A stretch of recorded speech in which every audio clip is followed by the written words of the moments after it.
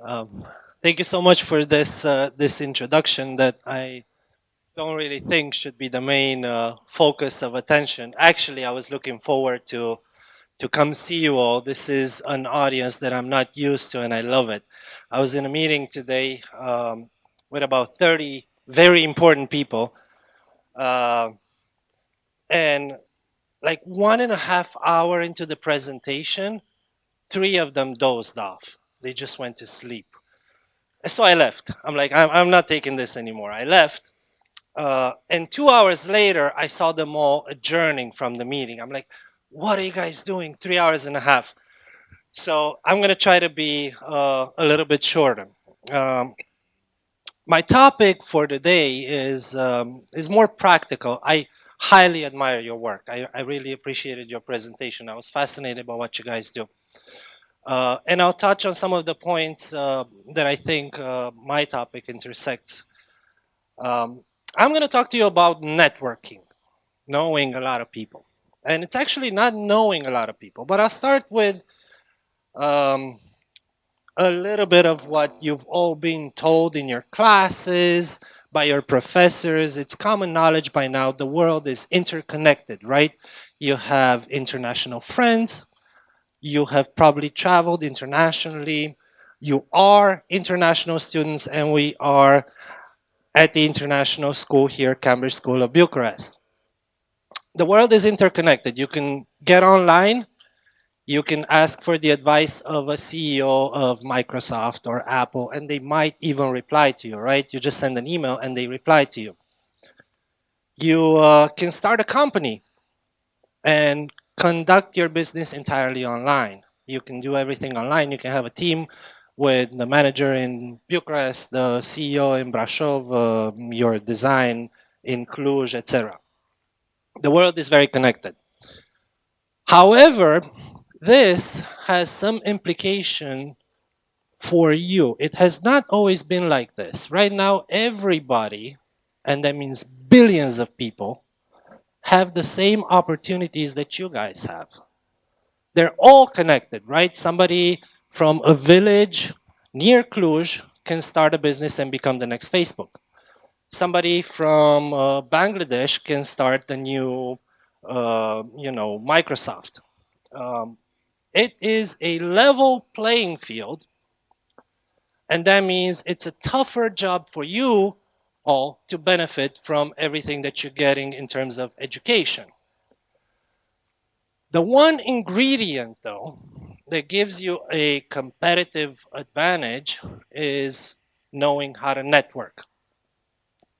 And that is knowing how to build a circle of friends, a circle of people that you trust, a circle of people that are able, on one hand, but also willing to help you with your professional or career goals. And that is my topic for today. I want to go back to an anecdote. When I first started college in the U.S., I heard about this program called the Honors Program. Sounded fancy, and I wanted in. I wanted. Um, so I went and asked around, and I ended up in some department. And I asked, I want to know more about the honors program. And they're like, go see Bob. So I go to this desk, and there's Bob, a very unassuming guy. He sits down, he looks up at me, and he's like, okay, what do you want? I'm here to know about the honors program. He's like, yeah, fine. Here's a brochure. And then, exchanging a few lines, we got to talk about English literature. And we sat down for about half an hour and we talked. I was passionate about literature. He was passionate about literature. And we talked and we talked and we talked. And then half an hour into it, he stands up, he goes to a computer, opens up the computer, prints something out, comes over, hands it over to me, and it's an acceptance letter into the honors program, right? I had no idea that Bob was actually one of the best professors in the school, and he was the coordinator of the program. I just sat down with him and I had a chat, and we had a good time. Now, there's a few lessons from this. Um, the first one is that everybody knows everybody, right? You're interconnected. We talked about this. Number one about networking is that you've got to develop genuine connections. If I had sat down and I would have asked him, "Hey Bob, what do you do?" "Well, I teach mechanical engineering."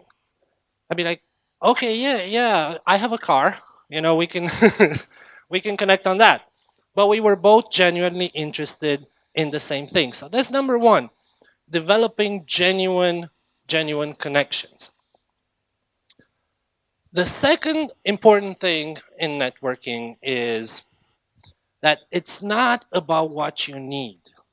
It never is. It's not about what you need. That's a fake and very, very wrong assumption to make. You're not going to be doing networking now, but I mean, it's still happening. You make friends in school, right? Very, very important thing. It's about what the other person needs. And here's going back to Bob and relating it to Bob. Uh, I already got what I needed. That is the brochure for the program within the first 10 seconds of meeting him, right? Everything afterwards, we didn't need anything from one another. So we connected. What I was saying the first time, you got to develop genuine connections. The third important thing in networking is that it takes time. You can't do anything without time. And you will notice it more and more in your careers as you go on to college. You'll notice that you go to more and more networking events. And you'd always see these hunters that run around getting business cards from everybody. And they go home with a stack of business cards. They're like, "Yeah, I networked." No, you didn't. Networking is about investing time and getting people to know you and getting yourself to know the people, right? So the best networkers in the world, and this is something that you don't often see, but it's something that you guys should really keep in mind. They go to an event and they spend the entire event talking to a single person, maybe two. That's all they do. And here's the secret here. The secret is like this. If you spend an hour talking to somebody and getting to know somebody, that person also spent 1 hour getting to know who you are, right? So that time that you've invested, it's actually been invested on the other side. Go back to the first thing, develop genuine connections.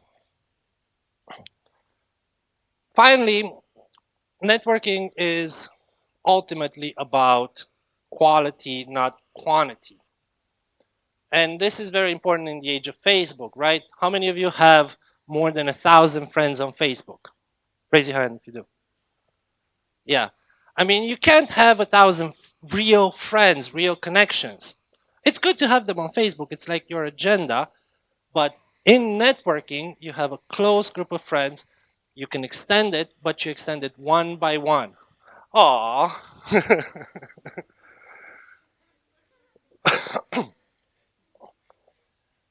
So that was what I wanted to share with you. A personal story and a few tips for when you go out in the world and you start networking. And it's all about, eventually, it's all about that human connection that my pre-speaker was talking about. It's all about the connection from human to human. Developing genuine connections, investing the time, making sure that you prioritize quality over quantity, and first and foremost, focused on what the other person needs, not what you need.